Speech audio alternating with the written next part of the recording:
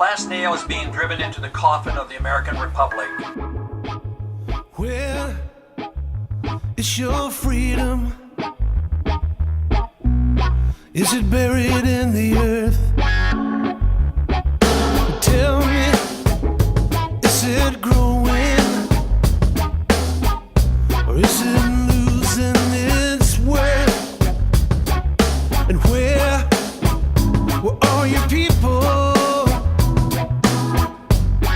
when they burned your building down? Too busy fighting their own war in their own town.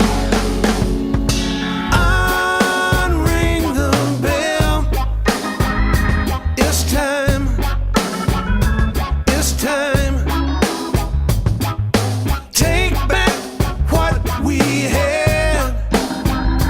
It's yours and mine.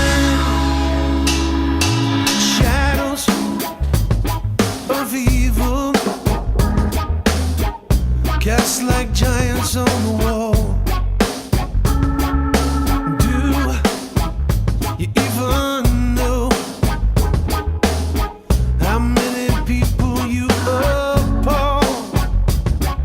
And where were all those people on whose backs you climbed? Too busy saving their own skin and their own kind. Unring the bell. It's time. It's time. Take back what we had. It's yours and mine. New Jim Crow, different shades of brown. Blood spills red on ancient hallowed ground.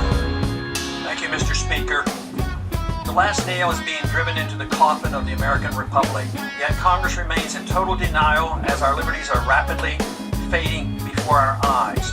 The process is propelled by unwarranted fear and ignorance as to the true meaning of liberty. It is driven by economic myths, fallacies, and irrational good intentions. The rule of law is constantly rejected, and authoritarian answers are offered as panaceas for all our problems. Runaway welfareism is used to benefit the rich at the expense of the middle class. Who would have ever thought the current generation and Congress would stand idly by and watch such a rapid disintegration of the American Republic?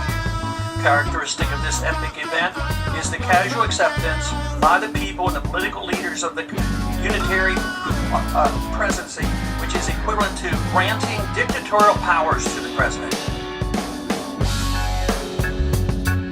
Flying machines send missiles to the moon while Babylon is burning in the pale afternoon. Unring the bell. It's time. It's time. Take back what we had. It's yours and mine. Fake liberty is just another form of hate.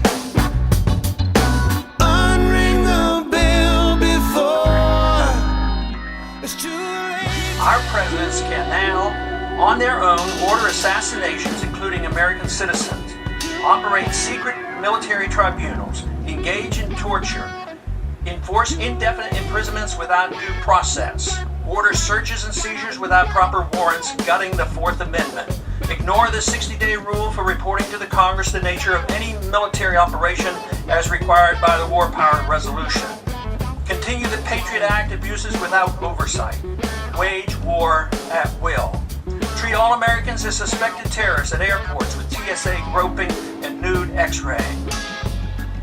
And the Federal Reserve accommodates by counterfeiting the funds needed and not paid for by taxation and borrowing, permitting runaway spending, endless debt, and special interest bailouts. And all of this is not enough. The abuses and usurpations of the war power are soon to be codified in the National Defense Authorization Act, now rapidly moving its way through Congress. Instead of repealing the 2001 authorization for the use of military force, as we should, now that bin Laden is dead and gone, Congress is planning to massively increase the war power of the president. Though an opportunity presents itself to end the wars in Iraq, Afghanistan, and Pakistan, Congress, with bipartisan support, obsesses on how to expand the unconstitutional war power of the president he already holds. The current proposal would allow a president to pursue war anytime, any place, for any reason, without congressional approval. Many believe this would even permit military activity against American suspects here at home.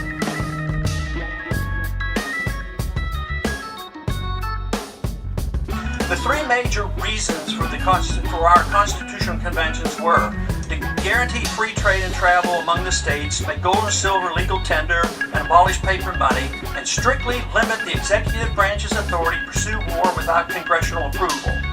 But today, Federal Reserve notes are legal tender, gold and silver are illegal. The Interstate Commerce Clause is used to regulate all commerce at the expense of the free trade among the states. And now, the final nail is placed in the coffin of congressional responsibility for the war power, delivering this power completely to the president, a sharp and huge blow to the concept of our republic. In my view, it appears that the fate of the American Republic is now sealed, unless these recent trends are quickly reversed.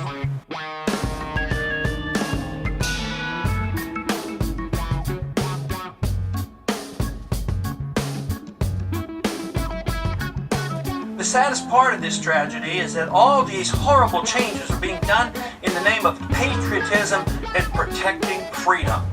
They are justified by good intentions while believing the sacrifice of liberty is required for our safety. Nothing could be further from the truth.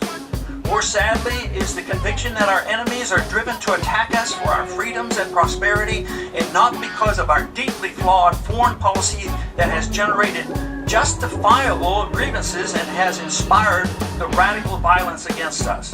Without this understanding, our endless, unnamed, and undeclared wars will continue, and our wonderful experiment with liberty will end. I yield back the balance of my time.